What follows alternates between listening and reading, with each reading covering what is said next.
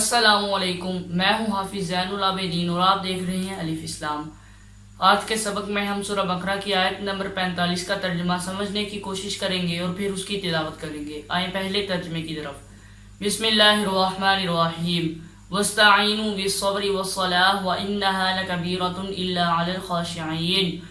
اور استعینوا تم مدد حاصل کرو، واستعینوا اور تم مدد حاصل کرو، بالصبر صبر سے، بازر بی کا مطلب سے اور صبر بالصبر صبر سے، وا اور الصلاۃ نماز سے، واستعینوا بالصبر والصلاۃ اور تم مدد حاصل کرو صبر سے اور نماز سے، وا اور ان بے شک ہا وہ یعنی وہ نماز، لا یقیناً کبیرۃ بھاری ہے یا دشوار ہے، الا مگر علل کا مطلب پر، خاشعین خشوع و خضوع کرنے والے، ڈرنے والے، عاجزی کرنے والے، وَإِنَّهَا لَكَبِيرَةٌ إِلَّا عَلَى الْخَاشِعِينَ اور بے شک وہ نماز یقیناً بھاری ہے، دشوار ہے، مگر ان لوگوں پر نہیں دشوار یا ان پر نہیں بھاری جو خشوع و خضوع کرتے ہیں، عاجزی کرتے ہیں، ڈرتے ہیں۔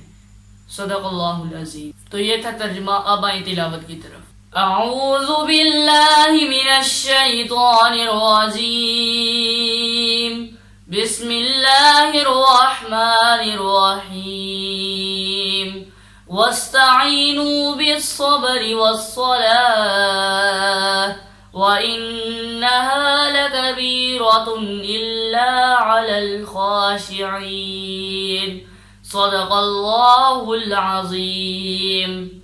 تو یہ تھا ہمارا آج کا سبق۔ انشاءاللہ اگلے سبق میں ہم سورہ بقرہ کی آیت نمبر 46 کا ترجمہ سمجھنے کی کوشش کریں گے اور اس کی تلاوت کریں گے۔ تب تک کے لیے اللہ حافظ۔